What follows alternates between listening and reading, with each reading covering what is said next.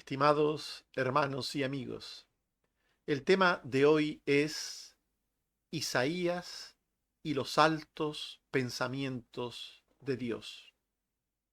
Las palabras de Dios contenidas en la Biblia nos muestran sus pensamientos sobre todas las cosas que ha tenido a bien revelarnos.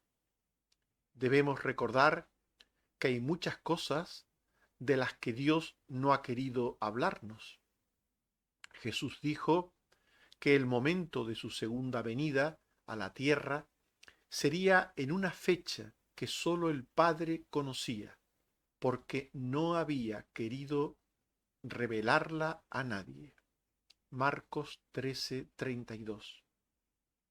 Y lo mismo sucede con muchos otros asuntos, de los que dice la Biblia: las cosas secretas pertenecen a Jehová, nuestro Dios, mas las reveladas son para nosotros. Deuteronomio 29:29.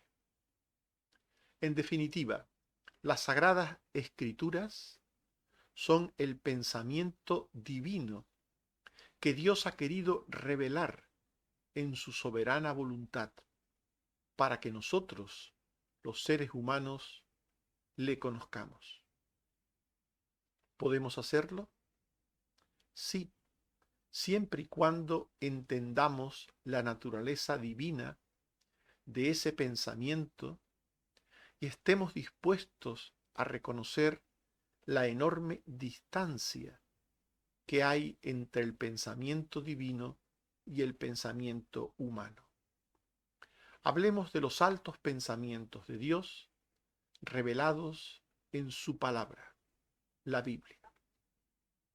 La salvación del mundo pecador se produce por un regalo de Dios. La salvación de la que nos habla la Biblia, la salvación de Dios, provee todo lo que el pecador miserable necesita.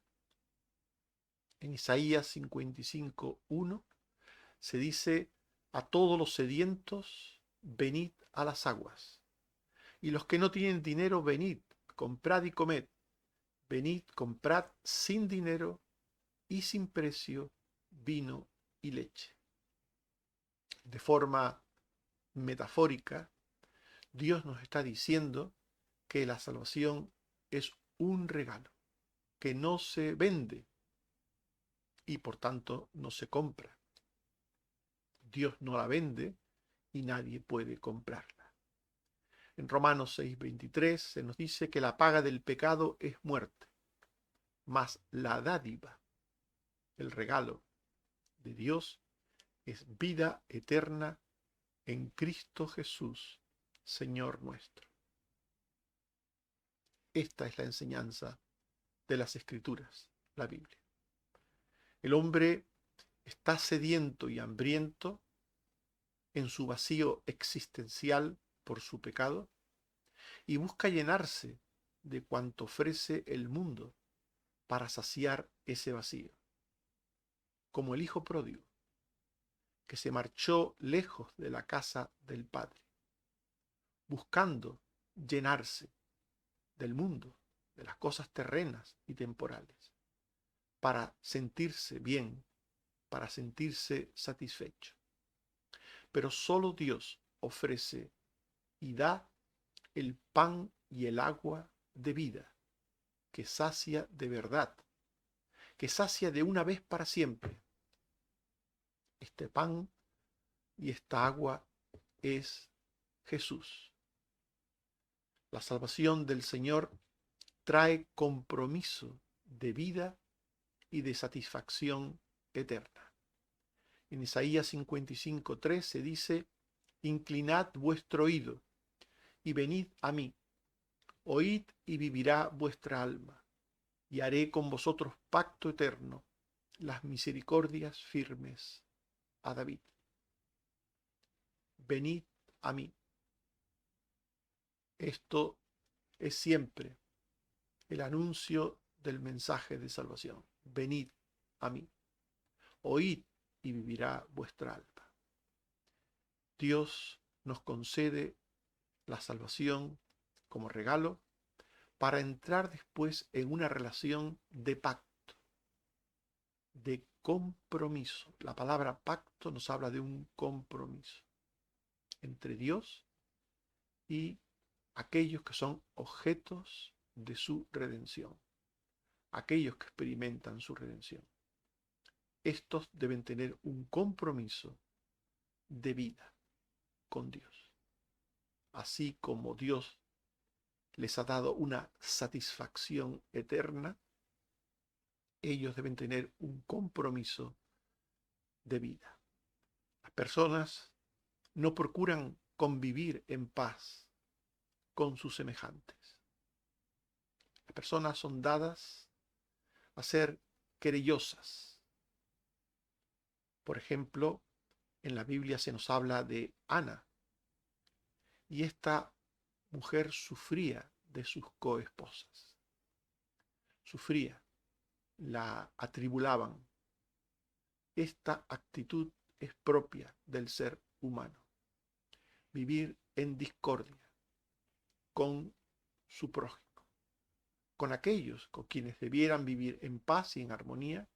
El ser humano es dado a vivir en discordia. Las personas no entienden.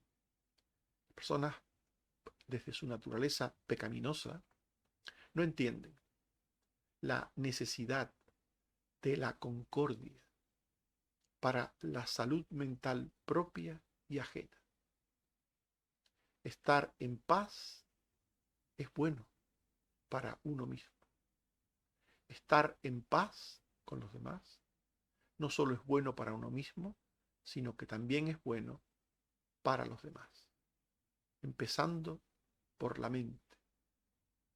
La paz trae tranquilidad, serenidad.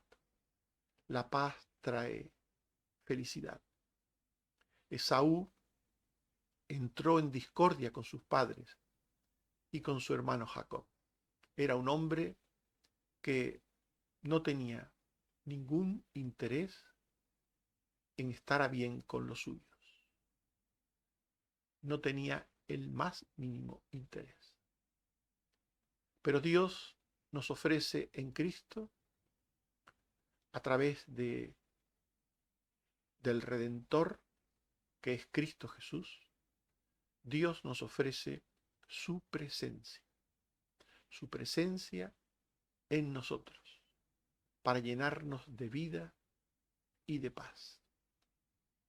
La salvación de Dios, por misericordia, trae el más amplio perdón. En Isaías 55:7 se dice: deje el impío su camino y el hombre inicuo sus pensamientos, y vuélvase a Jehová, el cual tendrá de él misericordia, y al Dios nuestro, el cual será amplio en perdonar. Dios perdona. Y cuando Dios perdona, lo hace de verdad. De verdad. Isaías 1:18. Venid luego, dice Jehová, y estemos a cuenta. Si vuestros pecados fueren como la grana, como la nieve serán emblanquecidos. Si fueren rojos como el carmesí, vendrán a ser como blanca lana. La salvación de Dios, que es por misericordia, trae perdón, pero un perdón sincero, un perdón profundo. Los hombres no se perdonan unos a otros. Hemos hablado antes de Saúl, de la actitud de discordia que tenía con su familia. Pero no solo tenía discordia, sino que no perdonó a su hermano Jacob. No le perdonó. Los hombres no perdonan a otros sus ofensas. Tampoco se perdonan a sí mismos. David, el rey David, no se perdonó a sí mismo. De eso nos habla el Salmo 51. Además del perdón que él necesitaba de Dios, él debía entender que el perdón de Dios nos debe llevar a perdonarnos nosotros a nosotros mismos. El perdón de Dios es amplio y es eterno, como dice Isaías 1 y Ezequiel 18. Dios borra el pecado. Dios vuelve lo negro en blanco. Dios se olvida del pecado por siempre. El camino de Dios cambia la vida temporal y eterna de las personas. La vida del creyente, la vida presente, debe ser una constante renuncia al mal.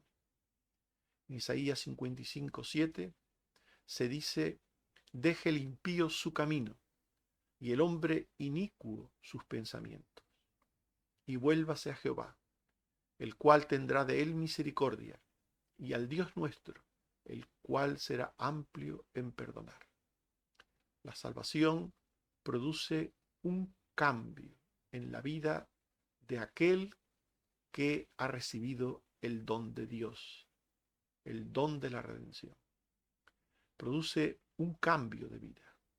Deje el impío su camino, deje el hombre inicuo sus pensamientos. Por tanto, el creyente renuncia constantemente a lo largo de su vida al mal.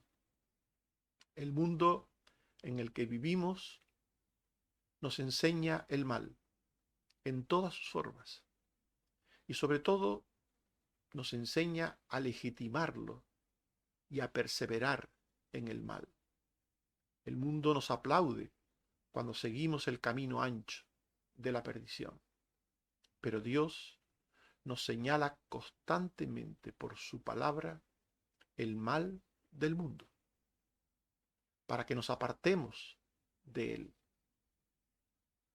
La vida del creyente es, por tanto, un constante aprendizaje de Dios para imitarle.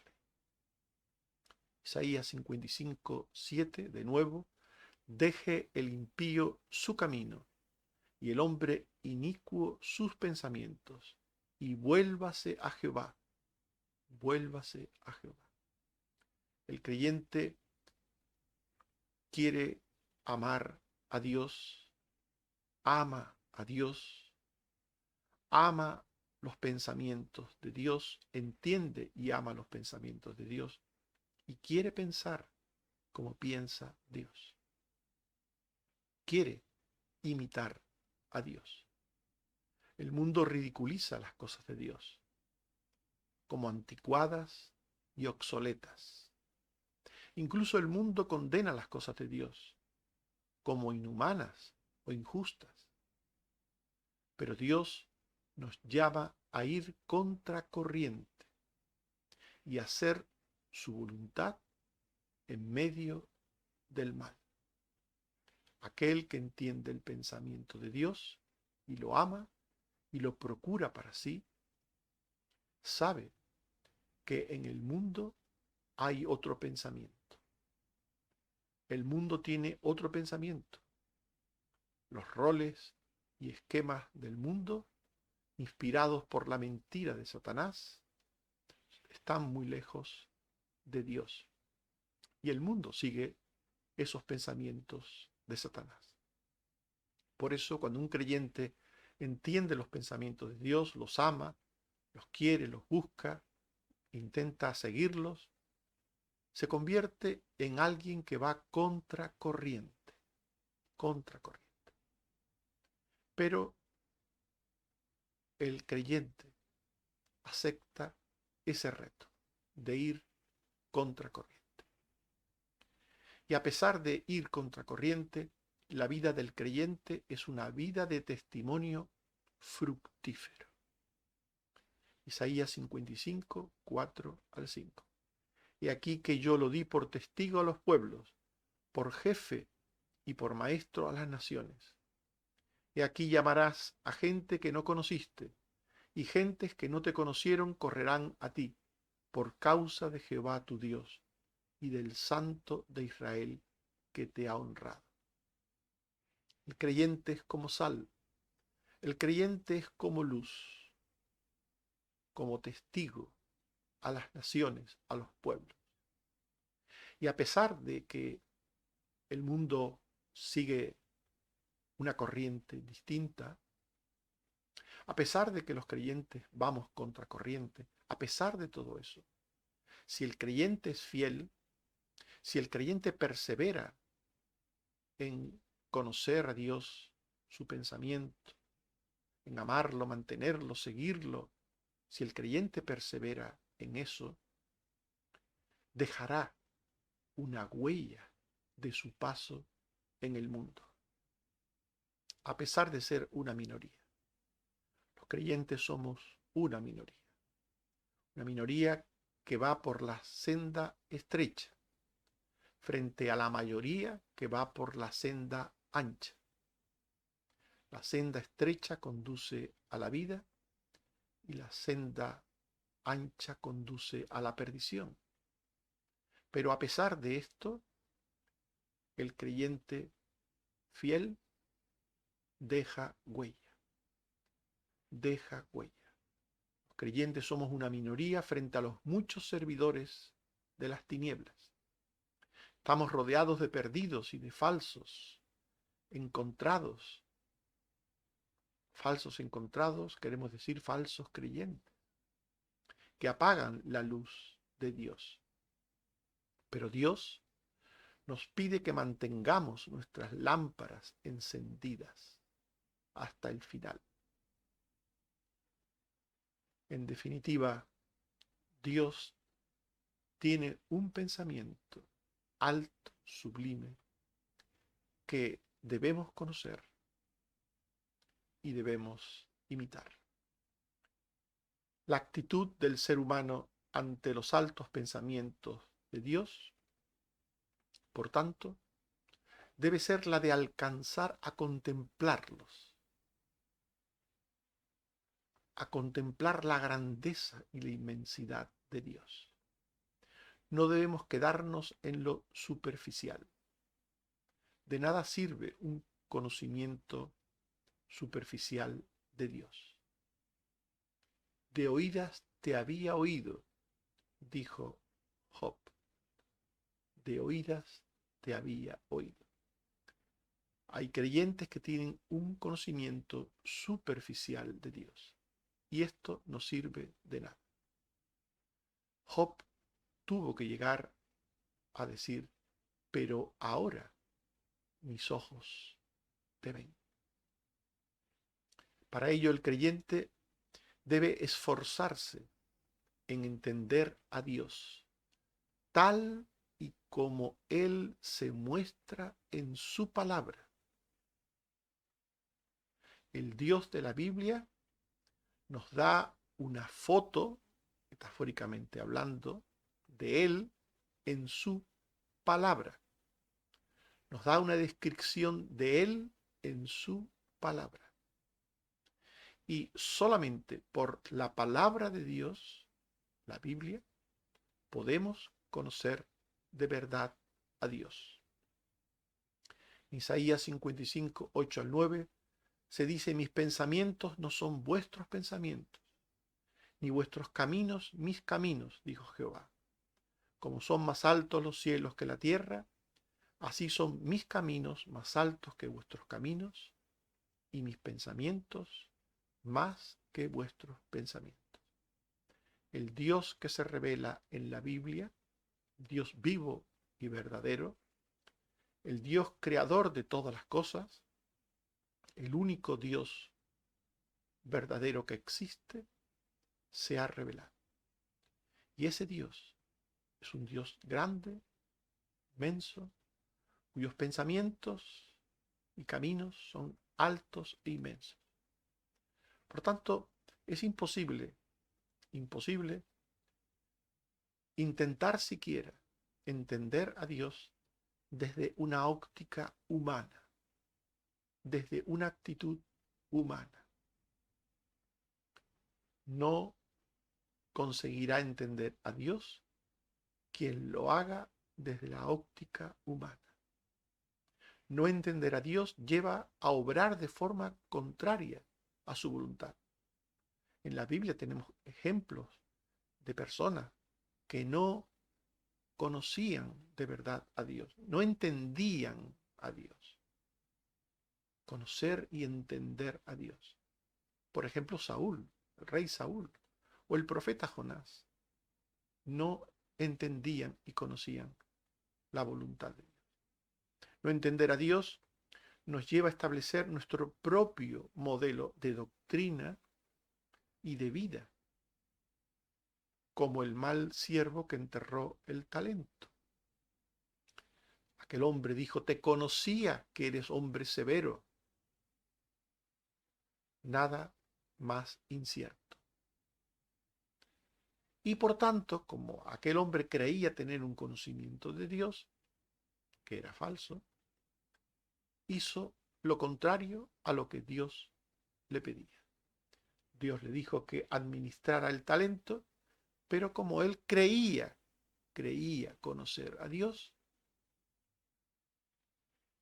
aunque su pensamiento era totalmente falso y opuesto a la verdad revelada, al final, ¿qué hizo? Pues lo contrario a lo que Dios le había pedido. El mal siervo enterró el talento. En vez de administrarlo, lo enterró. Pero quien entiende la grandeza de Dios, quien conoce y entiende a Dios en su grandeza, en su inmensidad, actúa ante Él haciendo su voluntad. No la discute, no la cuestiona, no la menosprecia, no duda. El que entiende a Dios, lo que dice Dios de sí y de las cosas que Dios hace, el que lo entiende, actúa en su voluntad. El buen y fiel siervo de la parábola, el que recibió 2 talentos y el que recibió 5 talentos, estos dos fieles y buenos siervos, hicieron lo que Dios les dijo, lo que Dios les pidió. Ni más ni menos. Solo desde la actitud de mansedumbre, humildad y fe, que está dispuesta a obedecer a Dios en el tiempo en que su palabra habla y llama, solo desde esa actitud se conoce a Dios de verdad. Solo. Isaías 55, 6 y 2. Buscad a Jehová mientras puede ser hallado. Llamadle en tanto que está cercano. ¿Por qué gastáis el dinero en lo que no es pan y vuestro trabajo en lo que no sacia? Oídme atentamente y comed del bien, y se deleitará vuestra alma con grosura. En el tiempo de Dios podemos conocerle desde una actitud mansa, humilde y de fe. En el tiempo de Dios. En el tiempo de Dios puede ser hallado, puede ser conocido. Dios nos habla por su palabra y a través de sus siervos ungidos por el Espíritu Santo. Y nos pide que escuchemos atenta y prontamente en cada momento de la vida lo que tiene a bien decirnos. Pero su voz no se repite las veces que nuestro pecado caprichoso o nuestra ceguera y obstinación exige. Dios habla cuando Él quiere hablar. Dios tiene su tiempo de estar cercano a nosotros. Tiene su tiempo de siembra. Y en ese tiempo, es que el hombre debe oír la voz de Dios. Si no, entonces el tren de Dios pasa, el tren de la voz de Dios pasa, y no sabemos si volverá a pasar otra vez. Solo siendo sabios y entendidos, veremos que la obra de Dios se hace siempre, según su eficaz palabra dice, bien en nosotros o en otros. Isaías 55, 10 al 11. Como desciende de los cielos la lluvia y la nieve, y riega la tierra, y la hace germinar y producir, y da semilla al que siembra, y pan al que come, así será mi palabra que sale de mi boca. No volverá a mí vacía, sino que hará lo que yo quiero, y será prosperada en aquello para que la envíe. Solo siendo sabios y entendidos, veremos cómo la palabra de Dios siempre, siempre tiene un propósito para nuestra vida o para la de otros. Un propósito que se realiza, un propósito para bien, otras veces puede ser un propósito de juicio. En cualquier caso, el propósito de Dios, aquello para lo cual Dios envía su palabra, se hace. La palabra que sale de la boca de Dios nunca vuelve al vacío, porque siempre hace lo que Él quiere hacer con ella, cuando la manda. La palabra de Dios proclama la salvación o la condenación. Por eso siempre hace su obra cuando se proclama. El resultado de la palabra en nosotros no depende de nuestra subjetiva y selectiva comprensión humana. La palabra que oímos siempre deja su huella, consciente o inconsciente, en nosotros. Es por eso que la actitud del creyente debe ser la de entender no solo la grandeza de Dios, sino la de entender nuestra pequeñez humana. Esto es muy importante. Ambas cosas deben ir juntas, de la mano. Debemos entender la grandeza y la inmensidad de Dios por la palabra, pero también nuestra pequeñez humana. Solo quienes ven ambas cosas, la grandeza de Dios y la pequeñez humana, pueden ocupar el lugar que les corresponde ante Dios y adoptar la actitud y la disposición correcta. Isaías 55, 8 al 9. Mis pensamientos no son vuestros pensamientos, ni vuestros caminos mis caminos, dijo Jehová. Como son más altos los cielos que la tierra, así son mis caminos más altos que vuestros caminos, y mis pensamientos más que vuestros pensamientos. Hay personas que quieren entenderlo todo. Si se pudiera entender todo, no haría falta fe, porque la fe es la confianza en lo que no se ve, en lo que no se ve. Y en la vida de un creyente todo es por fe. Andamos por fe, no por vista, dice la palabra de Dios. Pero hay personas que quieren entenderlo todo y cuando no entienden lo que Dios dice de sí o de su obra, entonces se hacen su propio pensamiento sobre Dios y sus cosas que ellos consideran que es el pensamiento de Dios. Pero se engañan. El pensamiento de Dios está revelado, escrito está. Así dijo Jehová. Y el pensamiento del hombre no tiene nada que ver con Dios. Dirá otro profeta, el profeta Jeremías, más adelante, hicieron cosas que yo no les mandé, que no pasó por mi mente. El ser humano tiene la tendencia a imaginarse a Dios a su manera, a entender las cosas de Dios a su manera. Y la Biblia nos dice que esto no puede ser así. En Job 42, 2 al 5, encontramos lo que tiene que ser la actitud de todo creyente. Yo conozco que todo lo puedes, dijo Job, y que no hay pensamiento que se esconda de ti. Yo hablaba lo que no entendía, cosas demasiado maravillosas para mí. Te preguntaré y tú me enseñarás. De oídas te había oído, mas ahora mis ojos te ven. Esta es la actitud de un creyente. El que se enaltece y vanagloria a sí mismo sobre Dios, cree en un Dios a su imagen y semejanza.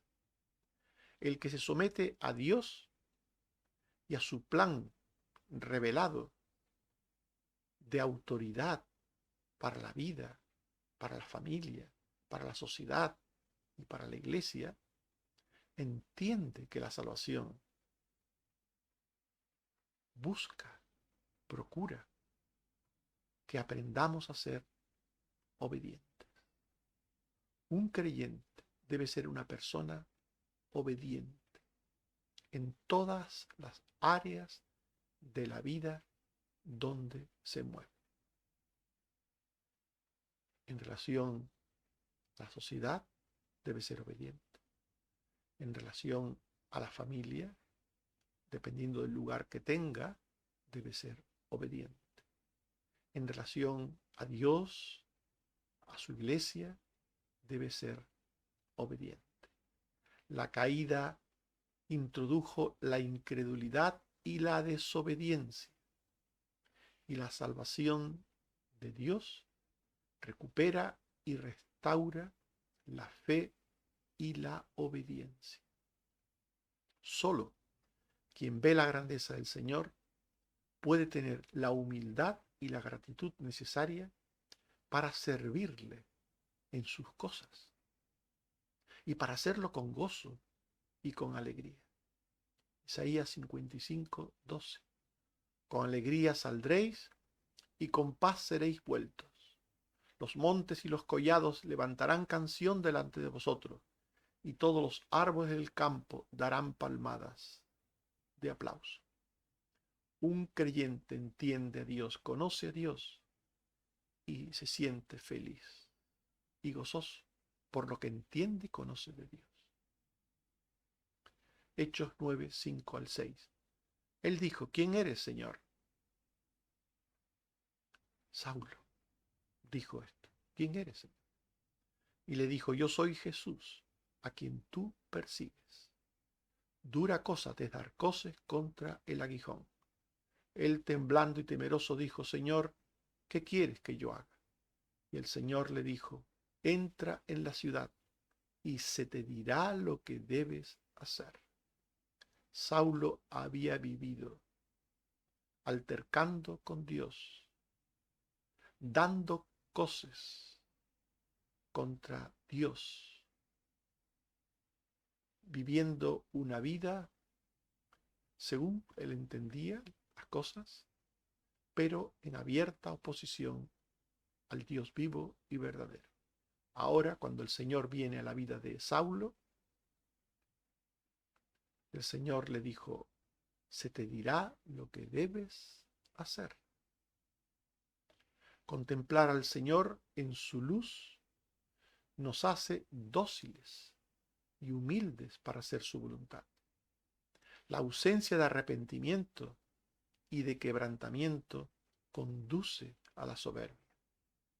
No importa lo que alguien sea a nivel humano, no importa lo que tú seas, de dónde provengas, los estudios que tiene, el nivel, la posición social que tiene, no importa lo que tú seas.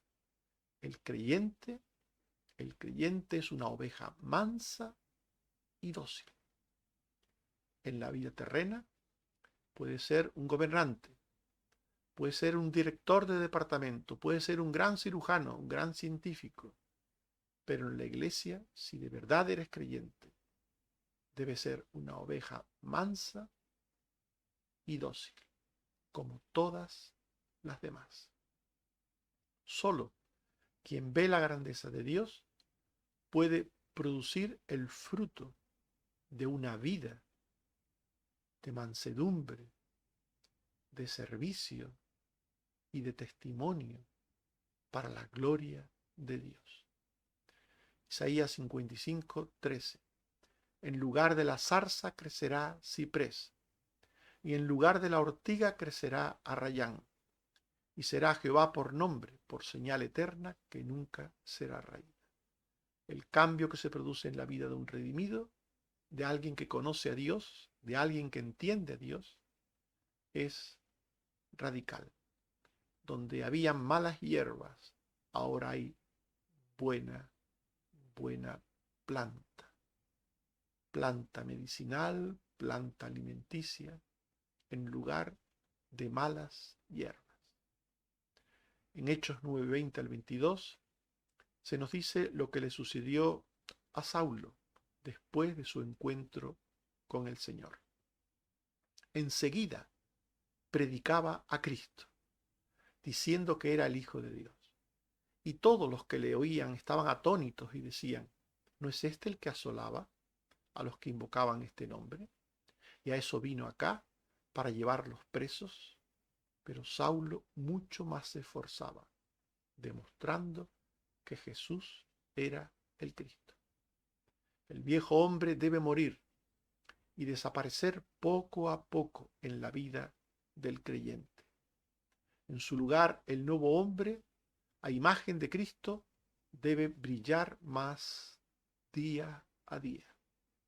Solo quien ve la gloria de Dios, solo quien conoce y entiende a Dios, a pesar de ser un recipiente de barro, contiene a Dios en su grandeza y así lo muestra a los demás. Estimados hermanos y amigos, hemos hablado de Isaías y los altos pensamientos de Dios. Y hemos dicho que los altos pensamientos de Dios han sido revelados en su palabra. La salvación del mundo pecador se produce por el regalo de Dios, que provee todo lo que el pecador necesita para perdón y satisfacción eterna. El camino de Dios cambia la vida temporal y eterna de las personas. Les hace renunciar al mal y aprender de Dios para imitarle y dar testimonio de él. Este es el pensamiento de Dios, revelado en la Biblia. La actitud del ser humano ante los altos pensamientos de Dios debe ser la de alcanzar a ver la grandeza e inmensidad de Dios desde la mansedumbre, humildad y fe que lleva a obedecer a Dios y a su palabra. Debe ser la actitud de entender nuestra pequeñez humana frente a Él para ocupar el lugar que nos corresponde, sirviéndole con gozo y sacrificio abnegado. En Jeremías 9, 23 al 24 se dice, así dijo Jehová, no se alabe el sabio en su sabiduría, ni en su valentía se alabe el valiente, ni el rico se alabe en sus riquezas, mas alábese en esto el que se hubiere de alabar, en entenderme y conocerme, que yo soy Jehová, que hago misericordia, juicio y justicia en la tierra, porque estas cosas quiero, dice Jehová. Que Dios nos ayude a entender todo lo que hemos expuesto. Amén. Oremos. Señor, te damos gracias por tu palabra, porque ésta nos habla de ti, de tus pensamientos, de tu voluntad, y nos habla de la distancia infinitamente grande que existe entre tú y nosotros, entre tus pensamientos y los nuestros. Ayúdanos a conocer tus pensamientos por tu palabra, a conocer también nuestras limitaciones, nuestra pequeñez, para ocupar el sitio que nos corresponde ante ti. Ayúdanos, Señor. Te seguimos dando gracias por todos aquellos que han tenido operaciones diversas y que están recuperándose poco a poco de ellas. Te pedimos por cada uno de estos hermanos queridos y familiares para que tú les ayudes. Bendice, Señor, también a los que están pendientes de recibir tratamientos, de recibir medicinas, operaciones, pruebas. Ayúdales, Señor.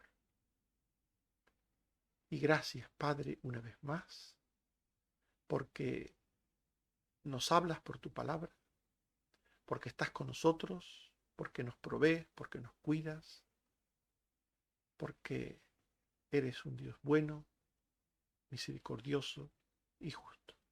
Bendito seas, oh Padre, por nuestro Señor Jesucristo. Amén. Que el Señor nos bendiga a todos. Amén.